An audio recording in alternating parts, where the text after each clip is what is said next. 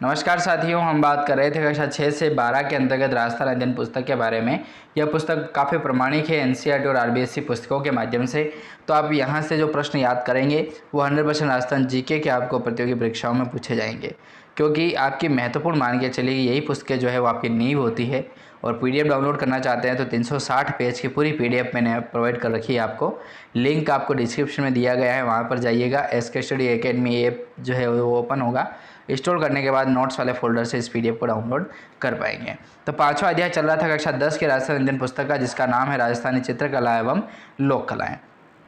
तो यहाँ पर हमने कुछ 60-70 क्वेश्चन जो हैं वो इससे पहले वाले वीडियो में कवर किए थे, और जो प्रश्न रह गए हैं उनको इस वीडियो के माध्यम से सॉल्व करते हैं। तो चलिए देखिए, 70वां महत्वपूर्ण प्रश्न आता है आपका।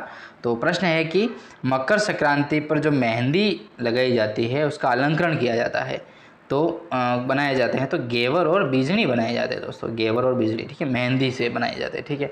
और आपको बताया था कि मेहंदी कहाँ की प्रसिद्ध है, तो मेहंदी आपके प्रसिद्ध है दोस्तों कहाँ की, पाली की, ठीक है, सोजत की। सोजत की मेहंदी पाली की प्रसिद्ध है, और सोजत में ही मेहंदी मंडी भी स्थित है दोस्तों, ठीक है। चलिए अगला प्रश्न है कि रक्षाबंधन पर मेहंदी के कौन से प्रकार का अलंकरण बनाया जाता है।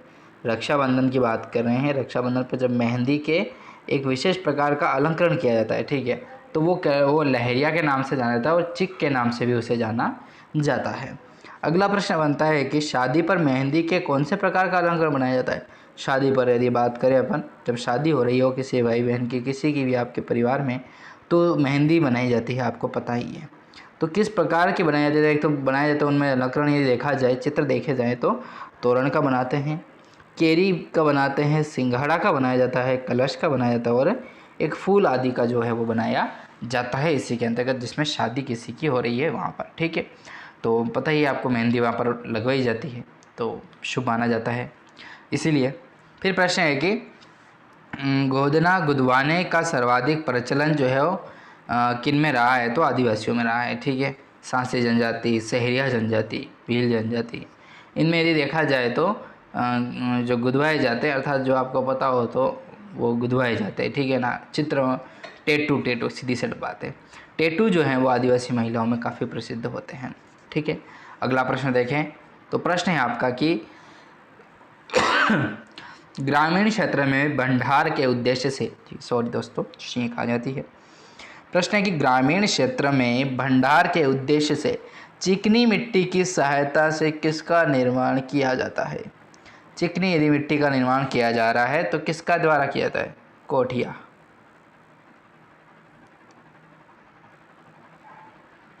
उद्देश्य क्या होता है, कोठियों का, ठीक है, कि निर्माण करते हैं तो कोठियों का किया जाता है ग्रामीण क्षेत्र में भंडारण के लिए, ठीक है, भंडार नहीं भंडारण, अर्थात इकट्ठा किया जाता है, वही बात है सारी।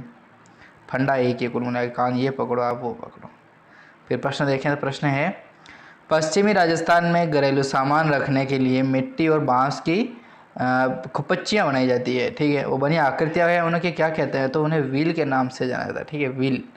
मैं आकृति आपको बताऊँ तो देखो इस तरीके की होती है, यूँ करके पूरा कोठा टाइप होता है, ठीक है, यूँ, फिर उसके पायदान होते हैं 4, ये है व्हील आपका, इस तरीके का होता है, मिट्टी का बना होता है, और ऊपर इसमें आरास किया जाता है, कलर किया जाता है, तो इस तरीके का बनाया जाता है।